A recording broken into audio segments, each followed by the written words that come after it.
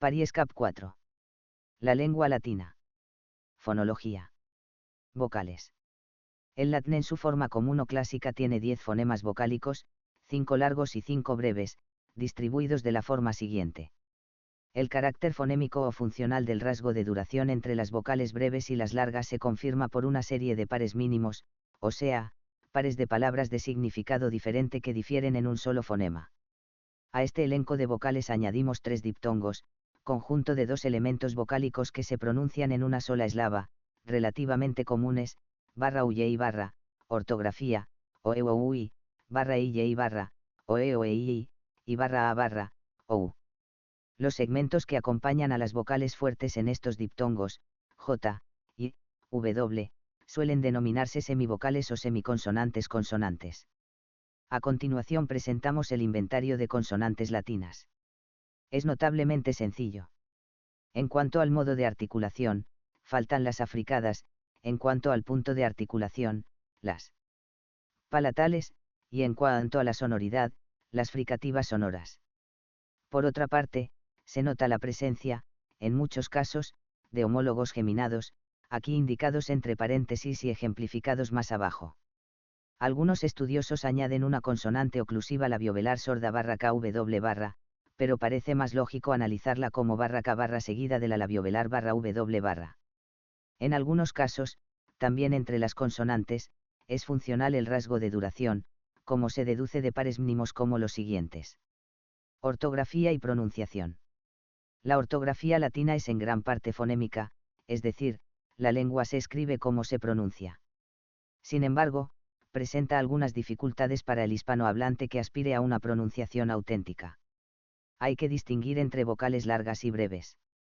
Como esto no se indica en la ortógrafa de la época, hay que buscar los valores en un diccionario o utilizar una edición moderna del texto en cuestión en que las vocales largas vayan marcadas del siguiente modo, a e u. Asimismo hace falta distinguir entre consonantes simples y geminadas, diferencia que se va marcada ortográficamente, pero que suele ser olvidada por los hablantes del español, si bien no por los del italiano, lengua que todavía la mantiene esta distinción. La letra C siempre representa la oclusiva velar sorda barra K barra, EJC era cera, que, arei. La letra G siempre señala la oclusiva velar sonora barra G barra, EJ. Genus estirpe, genus. La letra V se pronuncia, W, EJ vaca vaca, vaca. La letra I en posición inicial ante otra vocal representa la consonante, J, EJ justus justo, yastas. Tampoco indica la ortografía latina la acentuación de las palabras, y la identificación de la misma también exige un conocimiento de la duración vocálica, como veremos. Ahora, el lugar de acentuación de las palabras latinas no es variable, lo cual implica que la acentuación no es fonémica, como lo es en español, cf. Series como término, termino, termino. Sin embargo, resulta importante para nosotros saber dónde recae normalmente el acento en latín, ya que esto tiene repercusiones importantes para el desarrollo fonológico.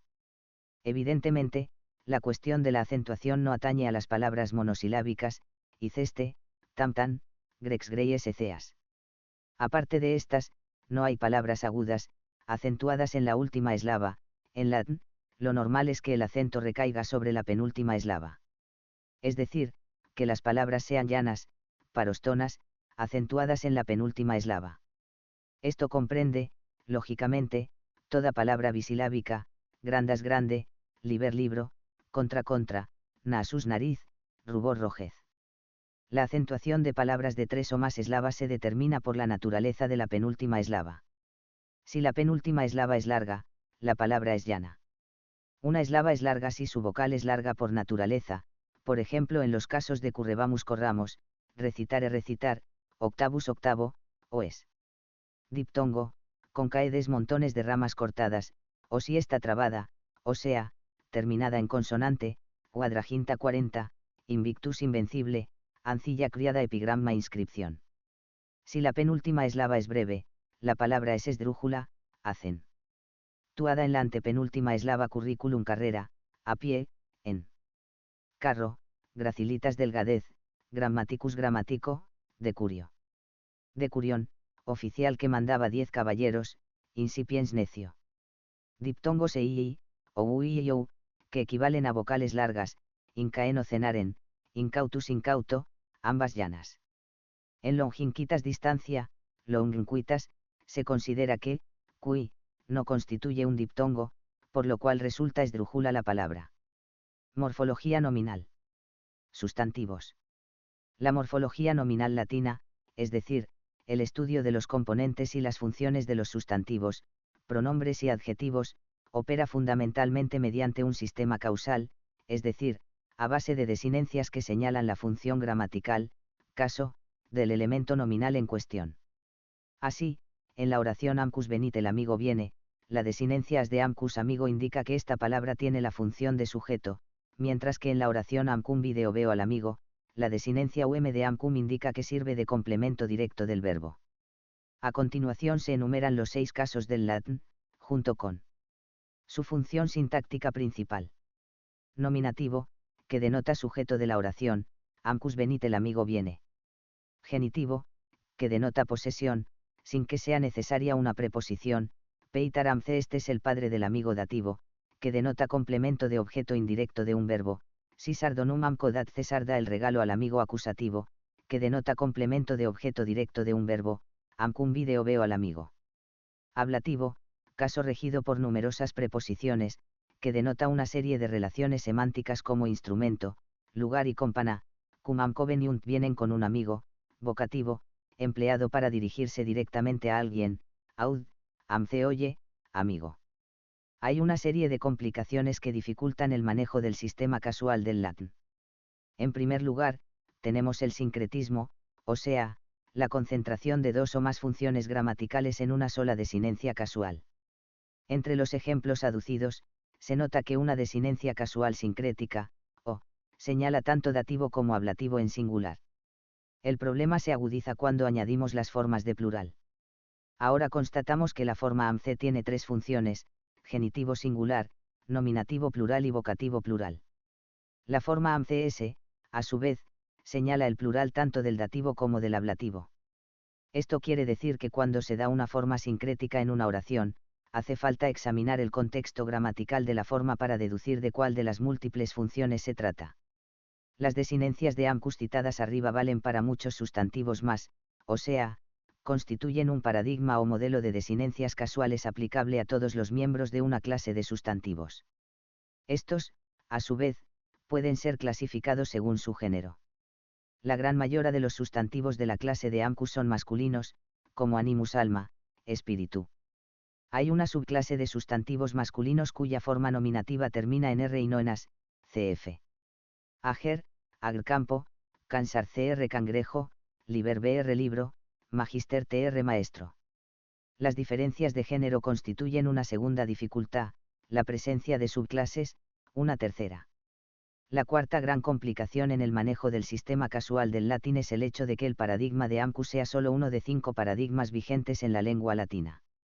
Esto quiere decir que, para asignar la desinencia casual adecuada a un sustantivo en un contexto dado, hay que saber, además del caso deseado, a qué paradigma o clase de sustantivos pertenece. Estos paradigmas suelen llamarse declinaciones, y son los equivalentes nominales de las conjugaciones verbales. Las declinaciones adicionales entrañan, a su vez, las mismas dificultades que vimos en el caso de la de amcus, hay sincretismo, diferencias de género y subclases dentro de la misma declinación. Adjetivos. Los adjetivos latinos se declinan según los mismos paradigmas y principios, pero de forma simplificada. En primer lugar, no hay adjetivos que se declinen según la cuarta y quinta declinaciones. Segundo, las formas de un tipo muy común de adjetivo, ejemplo, magna, f, magnus, m, magnum, n. Grande, suponen 2 declinaciones, la primera, para las formas femeninas, es igual a la primera sustantiva, y la segunda, para las masculinas y neutras, es igual a la segunda sustantiva. Pronombres. Aquí abordaremos solamente los pronombres personales, yo, tú, él, lo, la, etc. El asunto se complica por el hecho de que el latín careciera de pronombres de tercera persona. Para remediar esta falta, se echa mano de uno de los muchos pronombres demostrativos, como hic este, ahí aquel, is este, dem el mismo, ipse el mismo. Aquí nos limitamos a presentar la declinación de ail, junto con las de los pronombres de primera y segunda persona. Al mismo tiempo, hay que subrayar el hecho de que en latín, igual que en español, el uso de los pronombres personales de sujeto es opcional. En las dos lenguas su presencia en una oración suele indicar una intención de enfatizar o aclarar. Morfología verbal. A diferencia de la morfología nominal, la morfología verbal latina no es tan radicalmente distinta de la española. En latín, igual que en español, existen los modos indicativo, subjuntivo e imperativo, las voces activa y pasiva, los verbos impersonales, los verbos irregulares, y los mismos factores de persona, número, tiempo y aspecto que determinan las conjugaciones. Sin embargo, el sistema verbal latino difiere del español en algunos puntos clave. El latín tiene 4 conjugaciones en vez de las 3 del español, ar, er, ir. Aquí se presentan los paradigmas del presente de indicativo de las 4 conjugaciones latinas, correspondientes a los infinitivos de presente activo amare amar, de ebere deber, cedere ceder, y audre oer. El latín no dispone de todos los tiempos verbales existentes en español. En el indicativo, falta el condicional, amara, y las formas perfectivas del presente, ha amado, pretérito anterior, hubo amado, y condicional, habría amado.